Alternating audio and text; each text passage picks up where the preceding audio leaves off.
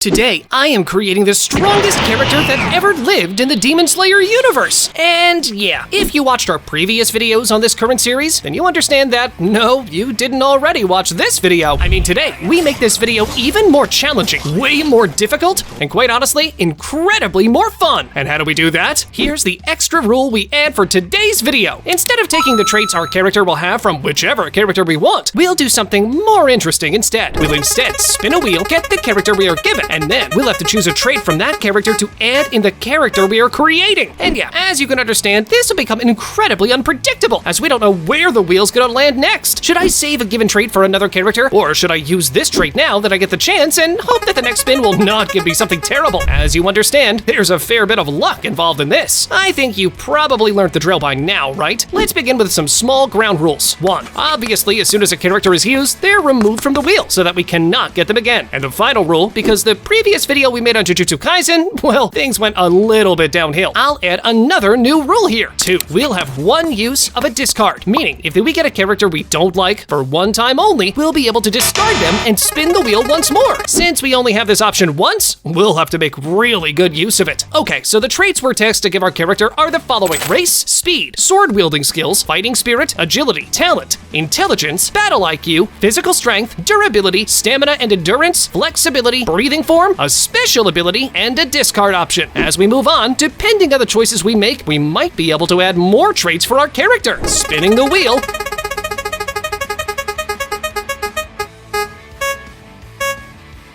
Our first character is Kamado Tanjiro. First of all, let's just say, great start, that's for sure. Okay, so what traits can we take from Tanjiro? But before that, I would like to thank Azure Lane for sponsoring today's video. Not only for supporting the channel, but also because, well, their game is actually awesome. I mean, who doesn't want to command an epic fleet of battleships? And hear this, they're also anime girls. Well, Azure Lane is exactly that. And what makes Azure Lane stand out from other games even more? First, how about the insane level of customization? With nearly 600 characters, most of which based on real-world warships, you'll never run out of fresh strategies to dominate the seas. Did I mention each ship girl has her own unique personality and stunning artwork? It's like a war game, strategy game, and anime all rolled into one. And have you ever wondered what it's like to see your favorite anime-style characters in fierce naval combat? The battle system in Azure Lane lets you control your fleet in real-time combat. Fast-paced, action-packed, and visually impressive. Plus, there are endless events, crossovers, and new characters released all the time. Easy and intuitive gameplay built on the concept of 2D side-scroller is just yet another great feature many of you love. Plus, you can choose both AI or manually controlled battles. Both are available, and you can choose whatever you like. And hear this as well. This game is holding a crossover event with To Love Ru, a popular manga and anime series of funny love stories. Now, those anime girls, Nana, Lala, Momo, Yami, Haruna, and Yui, will soon be playable in Azure Lane, coming with their unique skins. Available for free on both iOS and Android. Believe me, you need to try this game. So what are you waiting for? Support the channel and have fun playing the game. Download Azure Lane using my link in the description down below today. But now, let's get back to our video. I mean, things like race, speed, fighting spirit, talent, and breathing forms would all be great choices in my eyes for Tanjiro. So let's briefly explain each of them before we give our choice. When it comes to race, we would obviously consider Tanjiro's Demon King version and not his human version. I mean, after all, demons are a cut above humans when it comes to all attributes. They're physically stronger, faster, they can regenerate, they have more durable bodies, tougher skin, they barely age, and the strongest among them even have access to their own unique blood demon art. And in the case of Tanjiro, not only Tanjiro gains regeneration and his own blood demon art, he is also a full 100% perfect Demon King that is immortal and immune to both sunlight, as well as having the ability to regenerate injuries caused by red blade and sun breath attacks. Although not confirmed, it is only logical to assume this was the case with Tanjiro, as the reason Muzan was not able to regenerate these injuries had to do with the fact they were related to his weakness, aka the sun. With Tanjiro not having this weakness, it's not far-fetched to believe that he is not affected by them the same way as Muzan was. How about speed now? You see, in his demon form, Tanjiro's physical abilities, including his speed, were drastically enhanced, surpassing even that of Muzan Kibutsuji, the original Demon King. Tanjiro demonstrates immense reflexes, reacting to and countering attacks almost instantly. Even skilled fighters fighters struggled to keep up with his movements. His speed in battle allowed him to move so quickly that he seemed to vanish or teleport to opponents. This is a common trait of high-level demons, who can move faster than the human eye can follow. So, how about fighting spirit next? Well, we all know that Tanjiro displayed some of the most impressive feats of indomitable human spirit in the series, where he kept going on even in the most dire of situations. For talent, Tanjiro did have enormous feats there as well. I mean, he was the first ever human to master all of Yoruichi's power-ups, which includes breathing techniques, and more specifically sun breathing, transparent world, selfless state, red blade, and demon slayer mark. Yeah, I guess his talent was not as much as Yoruichi's, sure, but still, Tanjiro's talent was also enormous. And finally, for breathing form that we could take from Tanjiro, as we already mentioned, Tanjiro was a sun breath user. That, as we all know, is not just a powerful breathing style, but actually by far the most powerful one, as all breathing forms derive from it, and are essentially nothing more than cheap imitations of it. Among the given options, for speed, although not bad, I'd argue that there are more great options down the line. For fighting spirit, well, the same thing can be said. For talent, although not bad, I think the trait I have in mind is better. While for breathing forms, although again great since there are more users of sun breath, I think I'll be going for Tanjiro's race, since he is the only demon king in history that is immune to sunlight. Just from that alone, our character has already received the most important power boost we could possibly give him. And because we made our character the Demon King, this means we will now be able to give him both a blood demon art and regenerative abilities. Now, this was just the first point, and we still have another 16 traits left to analyze. And by the 17th trait, well, all I'm gonna say is that with this kind of a start, our character will indeed be insanely overpowered. Like the video, subscribe to the channel, and let's keep going. But now, let's spin the wheel for the second time.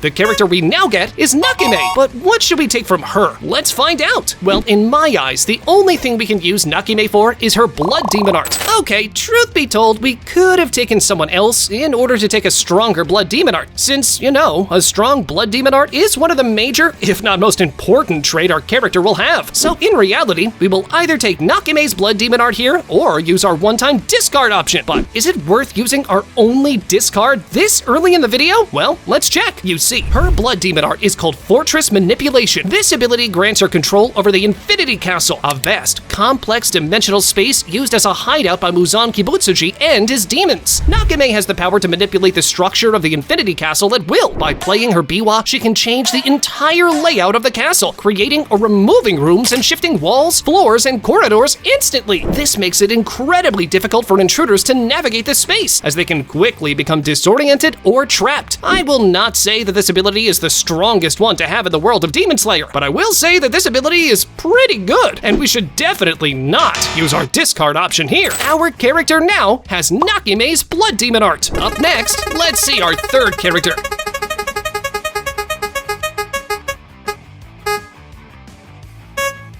We now get Zenitsu. Okay, what traits can we take from him? The remaining options are Regeneration, which is discarded since Zenitsu does not have such an ability. Sword-wielding skills, I guess it's not terrible, but it's not good either. I mean, Zenitsu was only able to use the 1st and 7th breathing forms, so yeah, you can't really call him a prodigy, especially since there are way better alternatives for this trait. For special ability, I suppose his sleep mode is indeed considered. What else? Fighting Spirit's discarded because, well, let's face it, Zenitsu is basically a chicken for like 90% of the show. His agility is nice, I suppose, as well. Talent, nothing special. Battle IQ, yeah, nothing again. Strength, not even considered. His durability is indeed high, but again, better options. Intelligence, well, let's just say I reserve this trait for Inosuke if he comes up. Stamina is good, but nothing too insane. Flexibility, nothing special. Breathing form is strong, but obviously I'm still aiming for the sun breath user. So, with all these in mind, I think the best option here would be to go with Zenitsu's speed, as not many characters are actually faster than him while being in sleep mode, or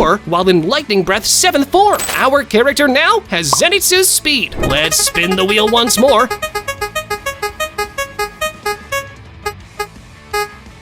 And our next character is Doma.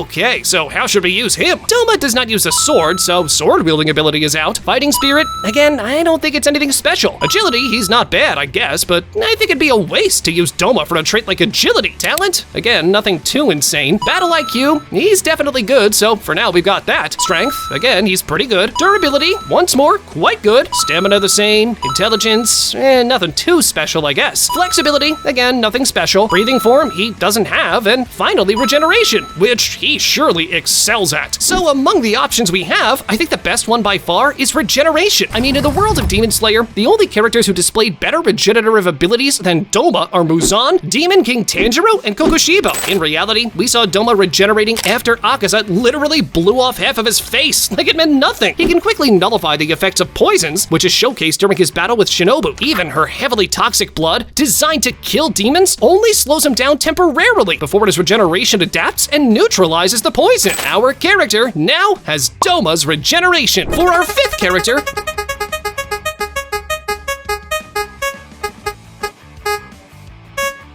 we get Muichiro Tokito. So, how should we use him? When it comes to fighting spirit, it is extraordinary, especially considering his young age and the immense challenges he faces. Even after suffering severe injuries, including losing an arm and being impaled, Muichiro remains focused and continues to fight. His determination to protect others and fulfill his duty as a Hashira drives him beyond his physical limits. Plus, this moment also showcases his immense durability as well. When it comes to talent, well, that's a great contester as well. I mean, Muichiro was indeed among the most talented characters in the history of Demon Slayer. Even Kokushibo was left amazed with Muichiro's sheer raw talent. For battle IQ and intelligence, again, he's great, but I think we'll be going for another trait instead. This is none other than his sword-wielding skills. Muichiro's proficiency in mist breathing is unparalleled. He developed the 7th form Obscuring Clouds, a technique unique to him, showcasing his creativity and deep understanding of his fighting style. This form allows him to blend into the mist, confusing enemies with sudden, unpredictable attacks. Our character now has Muichiro's sword-wielding skills. Let's spin that wheel again.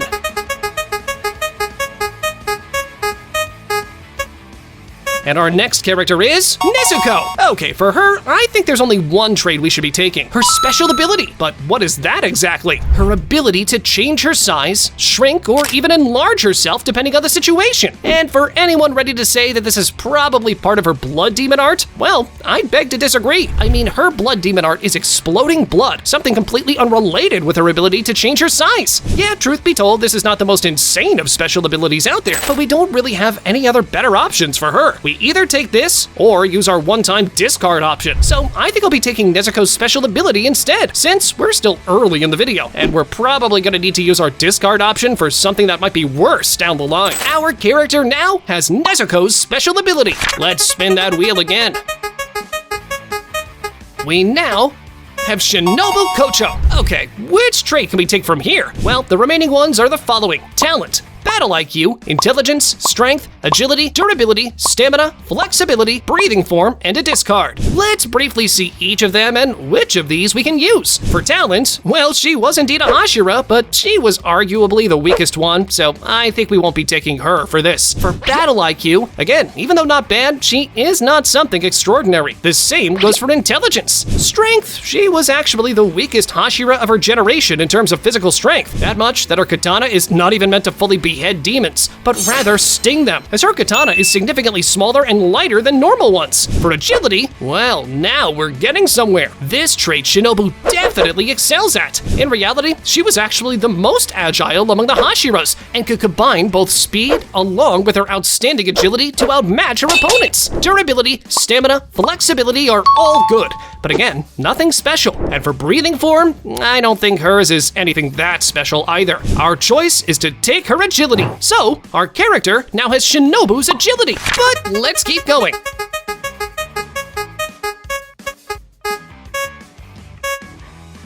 Our next pull is Shinjiro. How can we use him? His strength is definitely not bad. His battle IQ should probably be great as well, as after all, he is an old Hashira survivor, and this should tell you all you need to know about him, since most of his comrades died in battle. In reality, all of the remaining traits we have left could technically be used on him, but my opinion for him will be his battle IQ, since I think this is the one that he excels a bit more in than other characters we still have in our wheel, due to his age and combat experience as a Hashira. Our character now has Shinjiro's battle IQ, but let's spin that wheel again.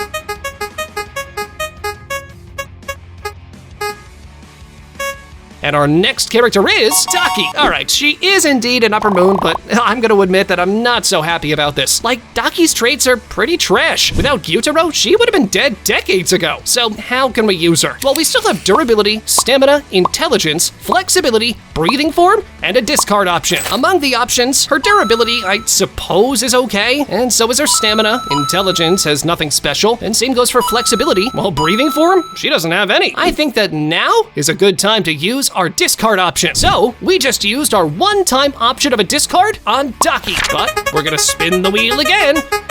And our next character is Yoriichi Sugikuni! Alright, now that's a great pull! And to be honest, I'm not even sure what we should do with him since, Yoriichi didn't really have any weaknesses. Meaning no matter what we give him, he will excel at. But let's see which option is going to be the best for our character. Alright, so hear me out. Let's take things in order. For battle IQ, well, Yoriichi's battle IQ is unmatched actually. He developed breathing techniques, especially the original sun breathing, which served as the foundation for all other breathing forms. He had a natural talent for reading his opponent's movements and predicting their attacks. Against Muzan, Yoriichi instantly identified and targeted his weaknesses, nearly defeating him single-handedly on the spot. His strategic insight in combat places him on an entirely different level than any other character in the world of Demon Slayer. But hold on, because we need to see the other traits we can still use him for. His physical strength was so extreme that he could slice through demons with ease, even inflicting fatal damage on Muzan. He could wield a sword with incredible precision and power, creating overwhelming force behind each strike. His strength wasn't just in muscles, but also in his mastery of sword techniques, which amplified his destructive power. While Yoriichi had remarkable durability for a human now, he was still immortal, so his resilience was not on the same supernatural level as a demon's, so we're not going to be taking that. Yoriichi's stamina was also something else though. His stamina allowed him to fight extended battles without faltering. His rigorous breathing technique contributed to this, enabling him to maintain his peak physical state for prolonged periods. For intelligence, he was really smart, but I think it'd be a waste to use him for intelligence rather than something else more overpowered. For breathing form now, well, sun breathing is the most important and original breathing form. It has no elemental limitations as it was actually the first breathing form ever created. All breathing forms derive from it and are basically just cheap imitations, lacking in strength, fluency, and destructiveness when compared with sun breathing. But which of all of these will we take? Honestly, none of them, as I'll actually be taking Yoriichi's talent instead. He was born with a Demon Slayer mark, transparent world, selfless state. The first time he picked up a sword as a literal child, he was already stronger than the masters that were meant to teach him. He was using both the sun breathing and the red blade, and on top of all of that, his mastery of sword wielding skills was unmatched. Yeah, this is what I'm choosing for our character. Our character now has Yoriichi's talent. But let's spin the wheel again. Our next character is Kibutsuji Muzan! Okay, so what do we got left? Strength, discard, durability, stamina, intelligence, flexibility, and breathing form. Among those, the ones I think will actually be considered are his strength and stamina. For stamina, well, we saw him that could literally keep fighting for hours consecutively against multiple demon slayers at the same time without ever exhausting himself. And all of that while being poisoned, by the way. When it comes to strength, once again, he had inhuman strength as well. So, which of the two should we choose? To be honest, I'm actually leaning a bit more towards strength here, for the simple reason that pretty much all Upper Moon demons have this kind of unlimited stamina that Muzan had. But his strength, well, that's significantly higher than that of our other characters. So, our character now has Muzan's strength. On to the final 5. Our next character is Obanai Iguro. The remaining traits we have left are durability, stamina, intelligence, flexibility, and breathing form. Among those options, I think the best choice is durability. I mean, Obanai demonstrated exceptional resilience and endurance, particularly in his final battle against Muzan Kibutsuji, where he sustained numerous injuries and yet fought alongside the other Hashira until near the end. He was severely injured and yet kept going with the sole goal of defeating Muzan. Our character now has Obanai's durability. Spinning that wheel once more, we now have Gyutaro. Stamina, intelligence, flexibility, and breathing form are the 4 options. I think we can all agree that our choice should be stamina, right? I mean, Yutaro is able to sustain prolonged battles against multiple Hashira-level opponents and regenerate from serious injuries. His stamina is complemented by his blood demon art, which allows him to continuously attack with deadly blood sickles without tiring easily. This relentless fighting style pressures his opponents and drags them into exhausting battles where even a momentary lapse can lead to injury or death. In his fight against Tengen Uzui and Tanjiro Kamado, Gyutaro shows the ability to maintain high-intensity attacks, quickly recover from damage, and adapt his tactics, all without showing significant signs of failure. Coupled with his sister Daki's support, he demonstrates excellent stamina, making him a tough adversary who can keep up his onslaught as long as needed, until his opponent is completely worn down. But let's see who our next character will be.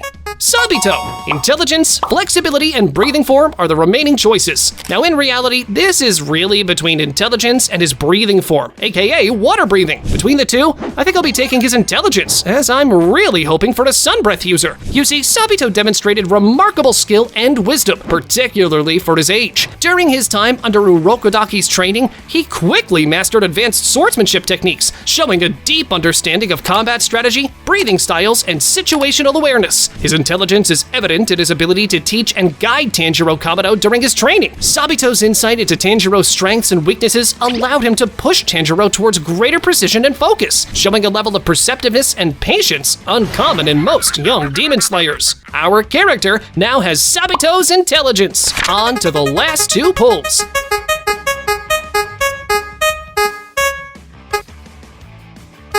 The next one is Inosuke. Okay, at least we already gave the intelligence to someone else, so he won't be forced to take Inosuke's intelligence, because in that case, we would have been in serious trouble. So, between his breathing form and flexibility, I think it's pretty obvious what we're gonna choose. Inosuke actually has the best flexibility in the entire Demon Slayer universe. I mean, the guy rearranges his spine, bones, and even inner organs just for fun. Yeah, that's definitely insane. Our character now has Inosuke's flexibility. And for the last pull of the video,